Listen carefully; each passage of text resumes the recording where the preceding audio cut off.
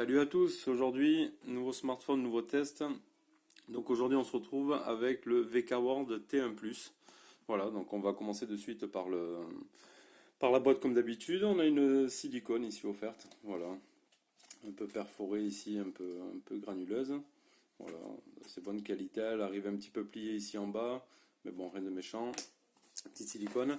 Donc cette boîte a la particularité de faire lunettes VR. Voilà, je vous mettrai la photo ici directement dans la vidéo de la boîte directement montée. Donc on peut retrouver ici T1+, ici un petit peu voilà l'instruction pour monter donc la lunette.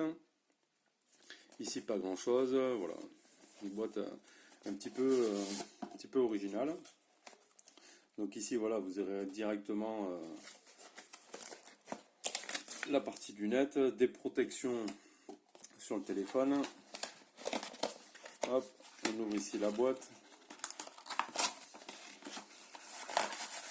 Alors dedans on retrouve ici un chargeur secteur de 2000 mAh, voilà, logo VK World. On retrouve un câble USB, micro USB, avec l'étiquette VK World. Et on retrouvera ici un petit peu le bazar ici dans ces boîtes là. Hop. Un autre film d'écran. Voilà. Ici. Hop. Et on y retrouvera des petits manuels. Le petit Kikou, voilà, en forme de petit bonhomme. Des petits manuels en anglais, machin. Comme d'habitude, rien d'extra. Un petit livret de garantie. Donc un contenu de boîte assez sommaire, mais avec ce que l'on a besoin dedans. Comme en principal, la silicone, un film de protection. Donc, hop, donc je vous mettrai dans la vidéo les lunettes montées, comme ça vous verrez un petit peu ce que ça donne. L'appareil, donc le design, voilà, il est assez joli quand même. J'ai été bluffé quand même par son design qui me fait penser un petit peu à un Mate 7. Donc tout en alu ici. Voilà, un écran 2,5D, donc c'est un écran de 6 pouces. Je vais vous dire en suivant les caractéristiques. Donc ici on retrouve un capteur de proximité, hop ici, hop, le haut-parleur, la caméra, le haut-parleur, capteur de proximité. On a une lettre de notification. On va regarder ça de suite, comme ça, hop, on sera tout bon.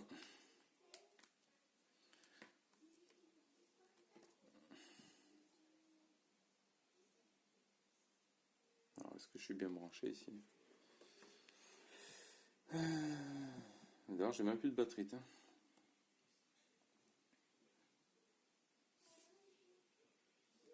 Je vais le démarrer.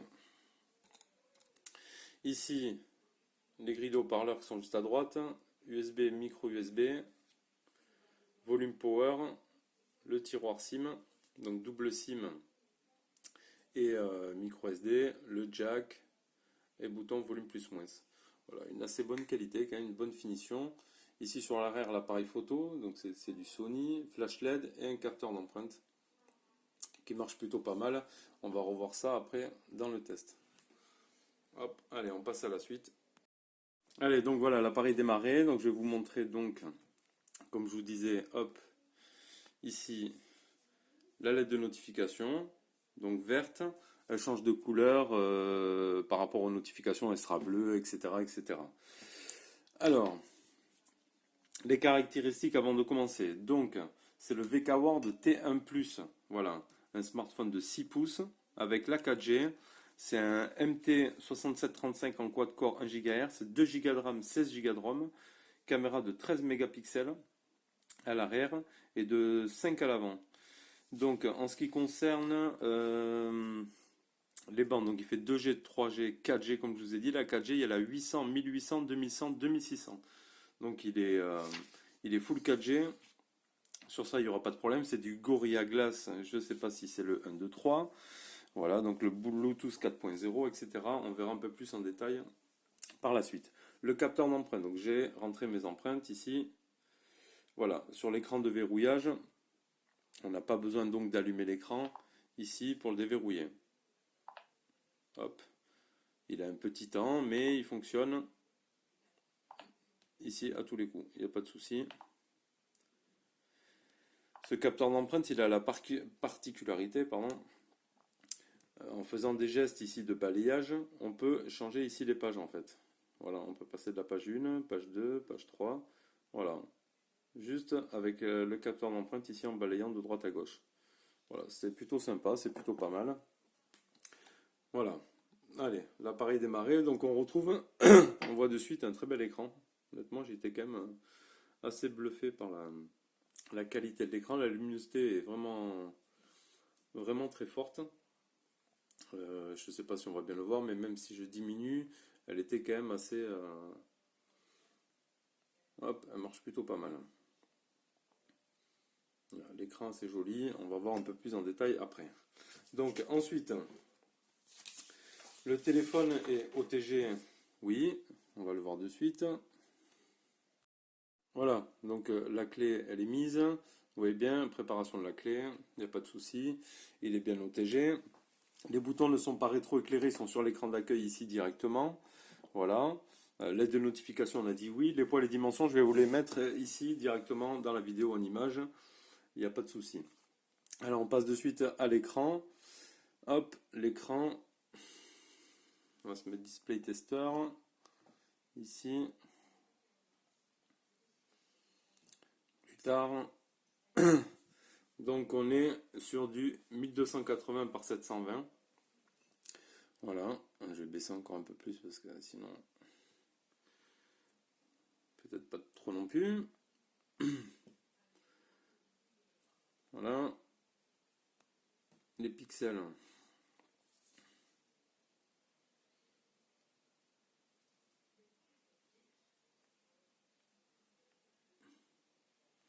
Le bleu. Moi, j'ai pas trouvé de défaut sur l'écran. Et vraiment d'une bonne brillance, je trouve. Il était quand même plutôt pas mal. Ici. Retour. On va regarder les photos réelles. Le multitouche, on se le fera avec Antutu.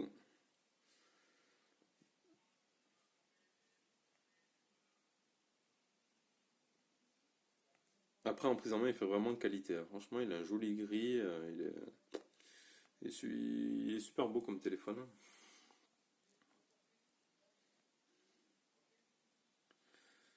Donc les photos. Le Miravision, où c'est que j'ai les paramètres ici? Paramètres. Affichage. On a le Miravision ici. Qu'on retrouve un peu dans tous les appareils. Film de protection, oui, il y en avait un, mais je l'ai enlevé. Voilà, donc parce qu'il bullait un petit peu, puis il y en a un autre de rechange pour la vente. Donc sur ça, il n'y a pas de souci. La partie launcher, bon, on a une petite surcouche quand même. On a un tiroir d'applications ici. On retrouve toutes les applications. Après, rien de sans ça. On retrouve ici les menus d'Android un petit peu basiques. Le Hawknode, voilà, téléchargement turbo. Il n'y a rien de plus dans ce ROM. Voilà, à part la configuration par rapport au capteur d'empreinte, c'est tout. Les mises à jour, ici, à propos du téléphone, on a les mises à jour OTA de disponibles. Le stockage, donc on a vu que c'était un 16 Go. Pas besoin d'aller voir dans les... On verra ça après avec Antutu. Donc voilà, d'ailleurs on va passer directement ici. Hop, sur le score Antutu, on va se faire les benchmarks rapidement. Voilà, on a fait un score de 24 458. Voilà, normal pour ce genre de processeur. Donc on y retrouve bien ici le MT 6735, Mali T720, la résolution de 720 par 1280, 13 mégapixels ici. La RAM, on a bien du 2 Go de RAM, 16 Go de ROM. Sur ça, il n'y a pas de souci. C'est un 64 bits quad-core. Ici, l'affichage, comme ça on va regarder. On va se faire le multitouche. 5. Voilà. C'est un 5 touches maxi. Et un 320 DPI. Voilà pour la partie en tout. Hop, on va se faire les autres. Ici, capture d'écran. L'Epic Citadel, voilà en ultra height 22,3 fps et en height performance 41,7. Ça c'était pour la partie donc en tout. Ici, donc on va se faire le jeu pour un petit peu ce que ça donne. On va se faire le Real Racing. Donc en ce qui concerne le prix, il vaut environ dans les 130 euros. Voilà, sur le Gearbest, on vous mettra le lien directement dans la description, le lien d'achat direct. Voilà, donc n'hésitez pas à passer par nos liens, vous accédez directement au produit. Et comme ça, c'est tout bon pour tout le monde. Allez, on va se faire le petit Real Racing ici.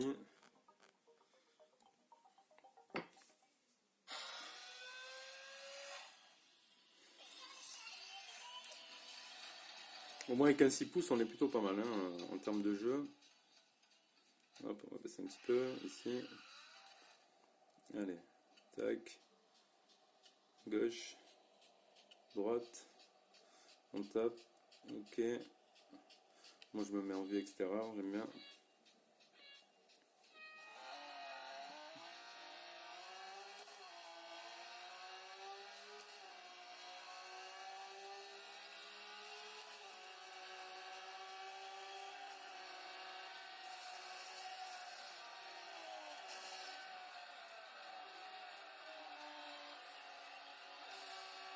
C'est pas méga fluide.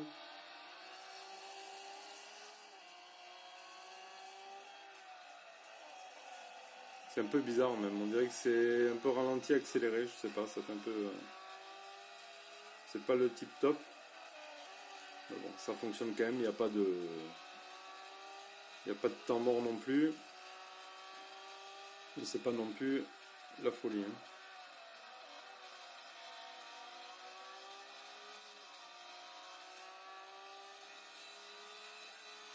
Hop, voilà, donc pour le jeu ça fonctionne. C'est pas méga fluide comme on l'a dit, mais ça fonctionne quand même. Ensuite ici, on va se regarder un petit peu la partie appareil photo. On va se faire une petite photo ici. On prend notre petite Darvador. Tchac. Ici. On va voir un petit peu ce que ça donne ici. Donc voilà. On s'est bien pris ici aussi. Bon, quand on zoome là, c'est un petit peu brouillé, mais bon. Ça fait quand même des photos. Voilà, sans zoomer, ça fait quand même des photos hop, assez propres. Ici, on va regarder hop, dans les paramètres appareil photo. Ici, donc j'étais bien en 13 mégapixels. Voilà. Bon, après, on peut choisir le plein écran ou autre. Et ici, on était en qualité. Je peux faire haute qualité ici pour les vidéos. Après, la partie logiciel photo, c'est un peu comme tous les petits Android basiques. On retrouve toujours le même logiciel sur ça. La partie GPS, donc j'ai fait des photos ici aussi, ben, il a marché quand même plutôt pas mal. J'ai fait un premier fixe, bon il a pris un peu de temps, 15 secondes pour le premier fixe, 3 secondes pour le deuxième, avec 11 satellites trouvés et 6 utilisés. C'est quand même assez moyen, mais il a fait quand même le taf. Ici, hop, je vous ai mis un petit peu de capture de maps. Donc voilà, pas de perte de signal ni rien, me trouver sur la bonne voie. J'ai même ici en rouge l'indication qu'il y a des embouteillages. Donc bon, c'est assez... Désolé, ça a coupé juste avant, donc vous avez vu, qualité GPS, il n'y a pas de problème, ça a bien fonctionné, il n'y a pas de souci. Allez, on va se faire de suite une petite vidéo, comme d'habitude sur YouTube. Et après, on testera donc la partie... on va se faire la partie Bluetooth ici. Alors, le petit mignon, ça donne quoi ici? On va se mettre en... Donc c'est 720p maxi. Ici.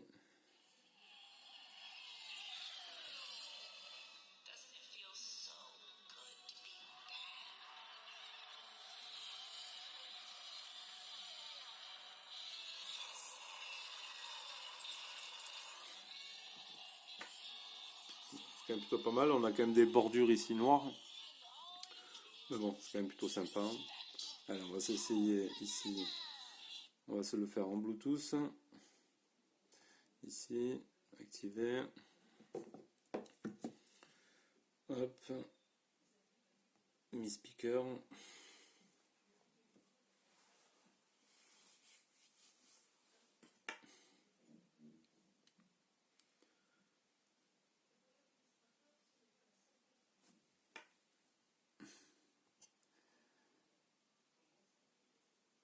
Je sais pas pourquoi j'ai un point d'exclamation ici à Forgery. Donc il associe ou pas? Non, il est en train. Voilà, Bluetooth activé. Ici, avec la Xiaomi. Hop. Ouais, ça marche plutôt bien. Hop. On va se faire.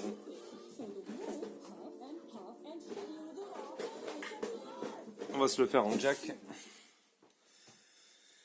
Ici. Hop. Hop, on va couper le Bluetooth. Tac.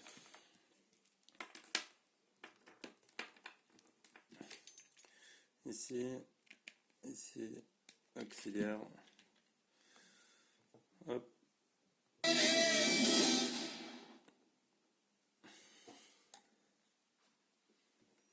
On va se le refaire. On puisse voir qu'il n'y a pas de problème avec le jack. Ici, hop, hop.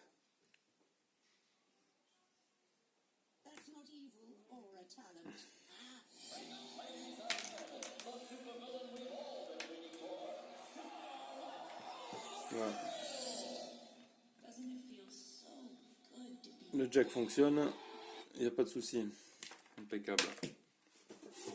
Alors, qualité Wi-Fi pour les qualités des signaux. Ici, bon, j'ai la box au salon, on a changé d'emplacement. Donc je capte à moitié. Bon, c'est des murs porteurs, donc des murs assez épais. Donc ça traverse pas forcément très très bien le signal. Mais vous avez pu voir, on était sur YouTube, il n'y a pas de souci, ça capte bien. En termes de réseau, donc moi je suis chez Bouygues, vous avez vu, donc toutes les bandes, je vais vous les montrer. On va se les faire ici. Donc vous capterez avec tous les opérateurs sans problème. Bande mode ici, SIM 1. Donc on a bien la 2G, 3G, 4G, B1, B3, B7, B20. Donc voilà, on est full 4G. Vous n'aurez aucun souci donc avec cet appareil, hein, avec toutes vos cartes SIM, tout opérateur. Donc voilà, après qu'est-ce qu'on peut dire, qu'est-ce qu'on aura bien aimé sur ce téléphone. Bon, on a de jolis aussi fonds d'écran ici d'origine, voilà, c'est sympa.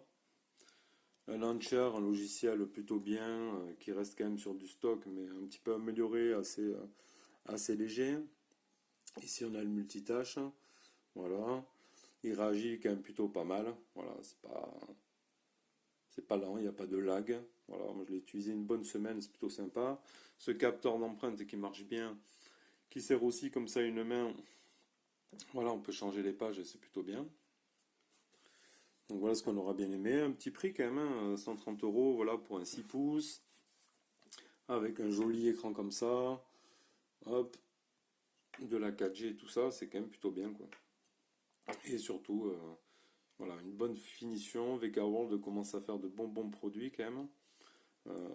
Dans les entrées de gamme comme ça, avoir un truc en alu et tout, c'est quand même plutôt bien. Donc voilà pour cette partie-là. On va regarder juste la dernière capture d'écran en ce qui concerne l'autonomie. Oui, parce que je n'ai pas dit, je crois. L'autonomie de la batterie, c'est une batterie de 4300 mAh. Donc elle est assez quand même imposante. Elle est quand même plutôt bien. Ici, capture d'écran. Honnêtement, en utilisation, il est où? Ici. Voilà, j'ai utilisé 86% en 1 jour et 2 heures. Vide la batterie 22 heures. Honnêtement, je l'ai utilisé à bloc normal. Et il m'a fait voilà, tout ce temps-là, voilà, avec 4300 de batterie. On est quand même plutôt calé, on a quand même pas mal de temps d'utilisation du téléphone. Il ne va pas se décharger comme ça en un clin d'œil, hein. Donc voilà pour cette petite présentation de ce VK-Word T1+. Voilà, donc si vous avez aimé la vidéo, n'hésitez pas, on a beaucoup de vues, pas beaucoup de pouces en l'air. Mettez un petit pouce en l'air, ça fait toujours plaisir si vous avez aimé surtout la vidéo. Donc soyez pas timide, mettez-nous un petit pouce. Des petits commentaires si vous avez des questions à poser, des choses qu'on n'a pas vues, on fait des tests complets, mais bon, le plus rapide quand même possible. Donc s'il y a des choses que vous voulez savoir, un petit message, on vous y répondra le plus rapidement possible. Vous pouvez nous suivre également sur la page Facebook, n'hésitez pas non plus. On y met pas mal de promotions, il y a pas mal de choses à voir sur la page Facebook, et ainsi que sur notre blog, qu'on a revu un petit peu en termes de design, en termes d'ergonomie, on essaie de faire au mieux. Donc n'hésitez pas à faire tout ça, partagez aussi la chaîne YouTube à vos amis, s'ils aiment l'high-tech, les téléphones chinois, tout ça. Et on se retrouve bientôt pour une prochaine vidéo. Allez, ciao ciao.